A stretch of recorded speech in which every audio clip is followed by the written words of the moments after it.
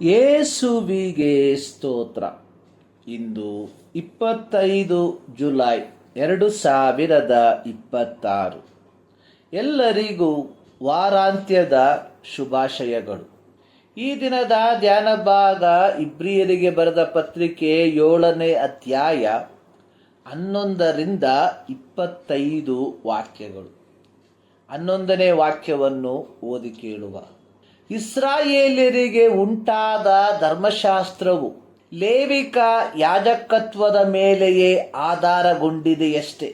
ಆ ಯಾಜಕತ್ವದಿಂದ ಸಂಪೂರ್ಣ ಸಿದ್ಧಿ ಉಂಟಾಗಿದ್ದರೆ ಆರೋನನ ತರಹದವನಾಗಿರದ ಮೆಲ್ಕಿಜೆದೇಕನ ತರಹದ ಬೇರೊಬ್ಬ ಯಾಜಕನು ಬರುವುದಕ್ಕೆ ಅವಶ್ಯವೇನಿತ್ತು. ಯೆಹೋವನು ತಿನ್ನಬಾರದೆಂದು ಹೇಳಿದ ಮರದ ಹಣ್ಣನ್ನು ತಿಂದದ್ದರ ಫಲವಾಗಿ ಬೆತ್ತಲಾದ ಆದಾಮನು ಮತ್ತು ಅವ್ವಳು ಯೆಹೋವನ ಮುಂಭಾಗದಲ್ಲಿ ನಿಂತುಕೊಂಡವರಾಗಿ ಪರಸ್ಪರ ತಪ್ಪುಗಳನ್ನು ಇತರರ ಮೇಲೆ ಹೊರಿಸಿ, ಅಂದರೆ ಆದಾಮನು ಹೇಳಿದ್ದು, ನನ್ನ ಜೊತೆಯಲ್ಲಿರುವುದಕ್ಕೆ ನೀನು ಕೊಟ್ಟ ಸ್ತ್ರೀಯು ಆ ಮರದ ಹಣ್ಣನ್ನು ನನಗೆ ಕೊಟ್ಟಳು, ನಾನು ತಿಂದೆನು. ಆದಿಕಾಂಡ 3:12. ಅವ್ವಳು ಹೇಳಿದ್ದು, ಸರ್ಪವು ನನ್ನನ್ನು ವಂಚಿಸಿತು, ನಾನು ತಿಂದೆನು. ಆದಿಕಾಂಡ 3:13. ಆಗ ಯೆಹೋವನು ಸರ್ಪಕ್ಕೆ ಹೇಳಿದ್ದು, ಈಕೆಯ ಸಂತಾನವು ನಿನ್ನ ತಲೆಯನ್ನು ಜಜ್ಜುವುದು. ಆದಿಕಾಂಡ 3:15.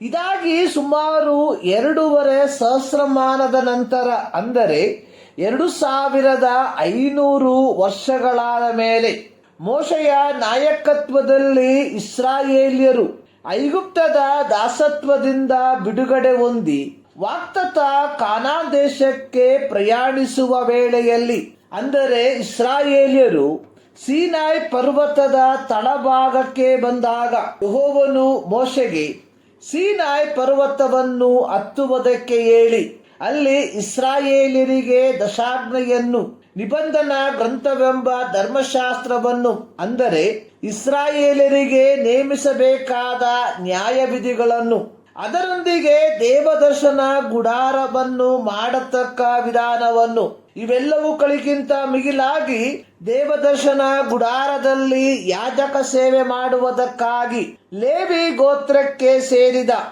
ಆರೋನನನ್ನು ಆರಿಸಿಕೊಂಡು ಯಾಜಕತ್ವ ಸೇವೆಯನ್ನು ಅವನಿಗೂ ಅವನ ತರುವಾಯ ಅವನ ಮಕ್ಕಳಿಗೂ ನೇಮಿಸಿದನು. ಸಂಕ್ಷಿಪ್ತವಾಗಿ ಹೇಳುವುದಾದರೆ, ದಶಾಜ್ಞೆ, ದೇವದರ್ಶನ ಗುಡಾರ, ಲೇವಿಕ ಯಾಜಕ ಸೇವೆ ಇತ್ಯಾದಿಗಳು ಇಸ್ರಾಯೇಲರಿಗಾಗಿ ಮಾತ್ರ ಯೆಹೋವನು ನೇಮಿಸಿದನು. ಲೇವಿ ಗೋತ್ರದವರ ಮೂಲಕ ಆರಂಭವಾದ ಪೌರೋಹಿತ್ಯ ಸೇವೆಯು ಇಡೀ ಮನುಕುಲವನ್ನು ಅವರ ಪಾಪಗಳಿಂದ ಬಿಡಿಸುವುದಕ್ಕೆ ಪ್ರಾಪ್ತವಾಗಿದ್ದರೆ ಮೆಲ್ಕಿಜೆದೇಕನ ತರಹದ ಮತ್ತೊಬ್ಬ ಯಾಜಕನು ಬರುವ ಅವಶ್ಯಕತೆ ಇರಲಿಲ್ಲ. ಮೆಲ್ಕಿಜೆದೇಕನ ತರಹದ ಯಾಜಕನು, ಅಂದರೆ ಇಬ್ರಿಯ ಪತ್ರಿಕೆ 7ನೇ ಅಧ್ಯಾಯದ 3ನೇ ವಾಕ್ಯದಲ್ಲಿ ಬರೆದಿರುವ ಪ್ರಕಾರ, ಜನ್ಮದ ಆರಂಭವು ಆಯುಷ್ಯದ ಅಂತ್ಯವು ಇಲ್ಲದ ಎಂಬ ಅರ್ಥವಾಗಿದೆ. ಲೇವಿ ಗೋತ್ರದ ಯಾಜಕತ್ವವು ಆರೋನನಿಂದ ಆರಂಭವಾಗಿ ಆರೋನನ ತಲೆಮಾರುಗಳಿಗೆ ಮಾತ್ರ ಸೀಮಿತವಾಗಿತ್ತು. ಆದರೆ ಮೆಲ್ಕಿಜೆದೇಕನ ತರಹದ ಮಹಾಯಾಜಕನಾದ ಯೇಸು ಕ್ರಿಸ್ತನು ಲೇವಿ ಗೋತ್ರದಲ್ಲಿ ಅಲ್ಲ, ಬದಲಿಗೆ ಯಹೂದ ಕುಲದಲ್ಲಿ ಜನಿಸಿ ಬಂದನು. ಮುಪ್ಪಿನ ಮುದುಕನಾದ ಯಾಕೋಬನು ಐಗುಪ್ತ ದೇಶದಲ್ಲಿದ್ದಾಗ ತನ್ನ 12 ಮಂದಿ ಮಕ್ಕಳನ್ನು ಆಶೀರ್ವದಿಸುವ ಸಂದರ್ಭದಲ್ಲಿ ತನ್ನ 4ನೆಯ ಮಗನಾದ ಯಹೂದನ ಕುರಿತಾಗಿ ಹೇಳಿರುವಂಥದ್ದು, ಯಹೂದನು ಪ್ರಾಯದ ಸಿಂಹದಂತೆ, ಮುಂದುವರೆಸಿ ಹೇಳಿರುವಂಥದ್ದು, ರಾಜದಂಡವನ್ನು ಹಿಡಿಯತಕ್ಕವನು ಬರುವ ತನಕ ಆ ದಂಡವು ಯಹೂದನ ಕೈಯಿಂದ ತಪ್ಪುವುದಿಲ್ಲ, ಮುದ್ರೆಗೋಲು ಅವನ ಪಾದಗಳ ಬಳಿಯಿಂದ ಕದಲುವುದಿಲ್ಲ, ಅವನಿಗೆ ಅನ್ಯ ಜನಗಳು ವಿಧೇಯರಾಗುವರು. ಆದಿಕಾಂಡ 49ನೇ ಅಧ್ಯಾಯದ 9-10 ವಾಕ್ಯ.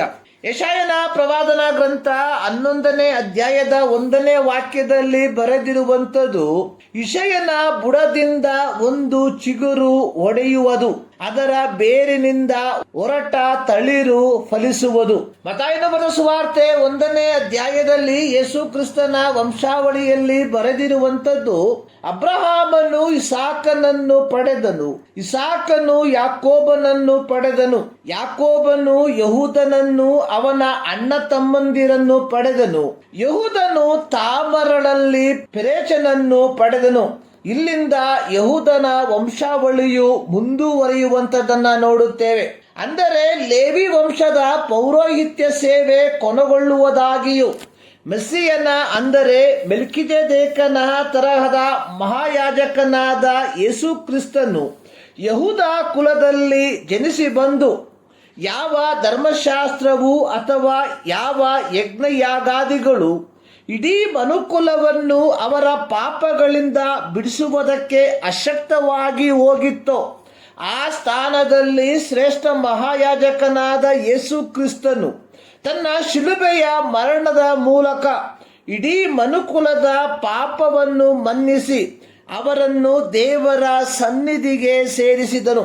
ಇಬ್ರಿಯ ಗ್ರಂಥಕರ್ತವು ಈ ಭಾಗವನ್ನು ವಿವರಿಸಿ ಬರೆಯುವುದರ ಮೂಲಕ ಯಹೂದ ಕ್ರೈಸ್ತರಿಗೆ ಯೇಸು ಕ್ರಿಸ್ತನು ಶ್ರೇಷ್ಠನಾದ ಮಹಾಯಾಜಕನು ಎಂಬುದನ್ನು ರುಜುವಾತು ಪಡಿಸುವವನಾಗಿದ್ದಾನೆ. ಪ್ರೀತಿಯ ದೇವಜನರೇ, ಯೇಸು ಕ್ರಿಸ್ತನ ಮೂಲಕ ಪರಿಪೂರ್ಣರಾಗಿ ಸಿದ್ಧಿಗೆ ಬಂದಿರುವ ನಾವುಗಳು ಆ ಪರಿಪೂರ್ಣತೆಯಲ್ಲಿಯೇ ಜೀವಿಸುವವರಾಗಿದ್ದೇವ.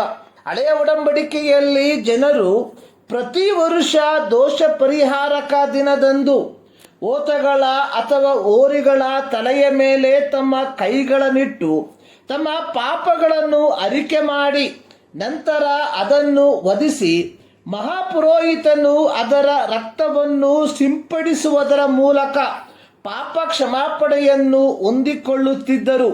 ಇದು ಪ್ರತಿ ವರುಷ ನಡೆಯುವಂಥದ್ದಾಗಿತ್ತು.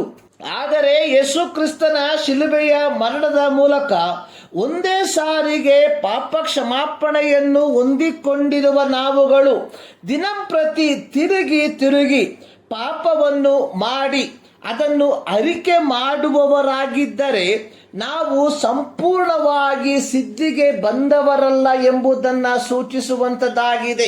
ಪ್ರೀತಿಯ ದೇವಜನರೇ, ಯೇಸು ಕ್ರಿಸ್ತನ ರಕ್ತದ ಮೂಲಕ ಪಾಪ ಕ್ಷಮಾಪಣೆಯನ್ನು ಪಡೆದುಕೊಂಡಿರುವ ನಾವುಗಳು ದಿನಂಪ್ರತಿ ಒಂದು ಪವಿತ್ರವಾದ ಜೀವಿತವನ್ನು ಜೀವಿಸುವವರಾಗಿದ್ದೇವ.